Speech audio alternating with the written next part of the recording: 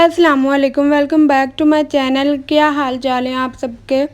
मैं बिल्कुल ठीक ठाक हूँ। वो लोग जो नए नए मेरे चैनल पे आए हैं उन लोग का न्यू व्लॉग में वेलकम है।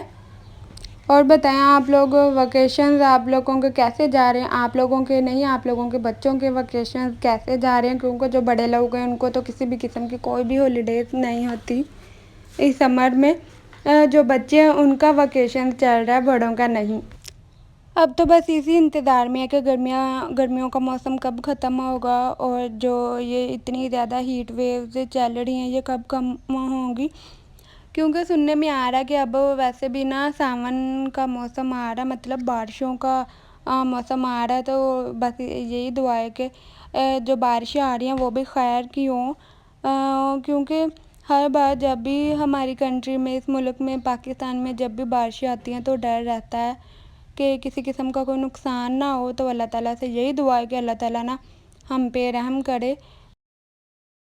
प्याज, टमाटर और हरी मिर्ची का पेस्ट बना के उसमें ना लहसुन अदरक भी ऐड कर लिया था, उनको ग्राइंड करके। तो फिर इसको अच्छी तरह ऑयल में डाल के पका लिया। अलग से भी आप बना सकते हैं, लेकिन मैं हमारे घर लहसुन अदरक का जो पेस्ट होता है वो बना पड़ा हुआ था। मैंने उनको इसके अंदर मिक्स करने के बाद उसको दोबारा से ऑयल में पकाया उतनी देर के लिए कि ऑयल उसका सेपरेट ना हो जाए। घी भी हो सकता है, कुकिंग ऑयल भी हो सकता है, जो भी आप खाते हैं। तो उसके बाद जो नमक मिर्च है वो डाली, थोड़ा सा गरम मसाला जो होता है खड़ा मसाला, उसमें लौंग मैंने डाले थे और दालचीनी जो थी वो ऐड की थी। उसके साथ जो बने हुए कोफ्ते थे वो डाल के बनाए थे। साथ में हमारा ये डिनर हो रहा था। चाय रख दी थी और दूध भी गर्म होने के लिए रख दिया था, क्योंकि जो गैस है उसकी इतनी लोड शेडिंग होती है कि गैस जो है वो आता ही थोड़ी देर के लिए, 6 से 7 बजे से 9 बजे तक के लिए आता है। और उसी ड्यूरेशन में सारा काम करना होता है डिनर का, और जो बाकी काम रह जाए वो फिर बाद में, अगर सिलेंडर आपके पास पड़ा हुआ है तो उसके ऊपर कर लें, अदरवाइज़ हम पहले ही कर लेते हैं। और जो मेरे बहनोई हैं वो दूध लेने के लिए आते हैं यहाँ से, जो मेरी अम्मी लेती हैं, वो जो हवेली है वहाँ से मिलता है। इसी वजह से जो चाय है वो गर्म करनी पड़ती है, उसके लिए सिलेंडर भी रखा हुआ था, साथ में चाय बन रही थी, आप लोग देख ही सकते हैं। आजकल मेरा शेर व शायरी करने का बड़ा दिल कर रहा है। मेरा दिल करता है कि अशआर मुझे याद हो और मैं बोलूँ। सिर्फ मशरूब नहीं है चाय, चाय एक रीत है, एक रस्म है जो दिल ने बनाई हुई है। चाय एक आदत दमदार है जो खून में समाई हुई है। चाय एक जान है जो होंठों पे आई हुई है। दिन का आगाज़ है, शब की हद है। चाय सदियों की थकन का रद्द है, रंज के वक्त में सुख का पल है। चाय हर चीज़ का पहला हल है, एक हम ही नहीं सबकी सदा है चाय। दोस्ती यारी में एक अहद वफा है चाय, मिलने वालों में मोहब्बत की वजह है चाय। जितने मौसम है यहाँ सबकी हवा है चाय। कौन से वक्त से किस हाल से मंसूब नहीं है चाय, सिर्फ मशरूब नहीं है चाय। अब देखिए उन लोगों से माजरत जो चाय नहीं पीते, दूध पीते हैं, ठीक है। ये मुझे अच्छा लगा इसीलिए मैंने आप लोगों को सुनाया। बताइएगा ज़रूर कैसा लगा। इसके बाद और क्या जी, अब शेरो शायरी हो गई थी तो बर्तन धो रहे थे हम लोग, बल्कि मैं ही धो रही थी। बर्तन जो है ना वो नहीं ख़त्म होते कभी, कोई भी धो ले, भाभी धो ले, मैं धो लूँ, अम्मी धो लें, कोई भी धो ले। बर्तन ऐसी चीज़ है वो ख़त्म नहीं होते।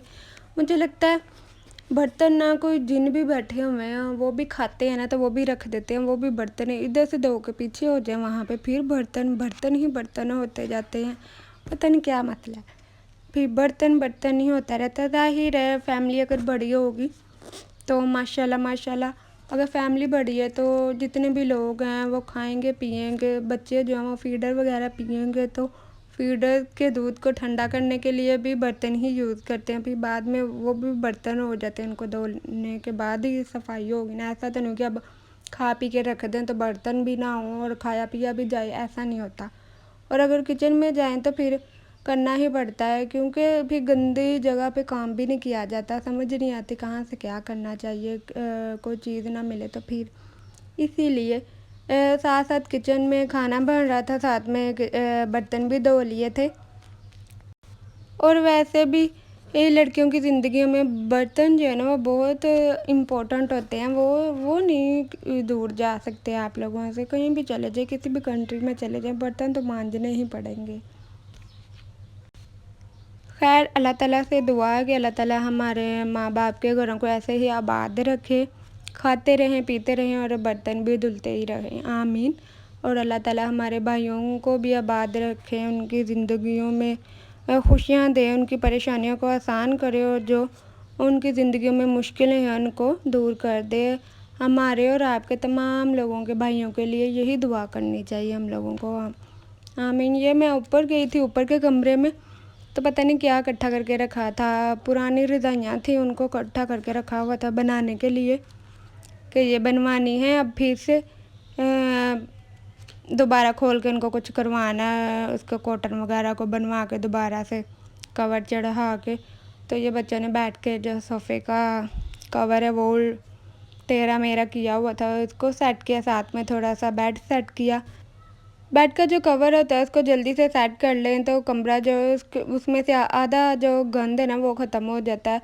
अगर आप सुबह उठने के बाद अपना बेड वहाँ पे गंदा छोड़ जाएंगे तो फिर सारा दिन ही ऐसे लगेगा जैसे मैस हुआ है हर जगह पे। अगर बेडशीट ही सेट कर ली जाए तो आधा तो वहीं पे कचरा जो है वो ऊपर का पिल्लो वगैरह चीज़ें वगैरह जो है एक साइड पे रखी जाती हैं, तो फिर इतना नहीं काम करना पड़ता जितना अपने सरों पे उठाया होता है कि ये हो गया वो हो गया, गंद बड़ा पड़ा हुआ था। और गर्मी है वैसे भी, जहाँ से उठते जाएं वहाँ से चीज़ें वगैरह अगर सेट कर ली जाएं तो कचरा रहता ही नहीं है, कोई मैस नहीं रहता कमरों में या किचन में। लेकिन ऐसा कोई कोई करता, हर एक ऐसा नहीं करता। यहाँ पे मैं ना ये लोई का फेस सीरम था उसको लगाया, उसके बाद रात तो हो चुकी थी, सोने का टाइम था, आगे मैंने अपने हाथों के ऊपर जलन हो रही थी शायद बर्तन धोने की वजह से, तो मैंने जो बेटनोवेट एन होती है उसको लगाया, क्योंकि अपने हाथों का फेस का ख्याल रखना चाहिए। मेरे इस व्लॉग में आपको कोई बातें अच्छी लगी हो तो चैनल को सब्सक्राइब करिएगा और दूसरों के साथ शेयर करिएगा। नेक्स्ट व्लॉग में मिलते हैं। अपना और बड़ों का अपनों का ख्याल रखें। अल्लाह हाफ़िज़।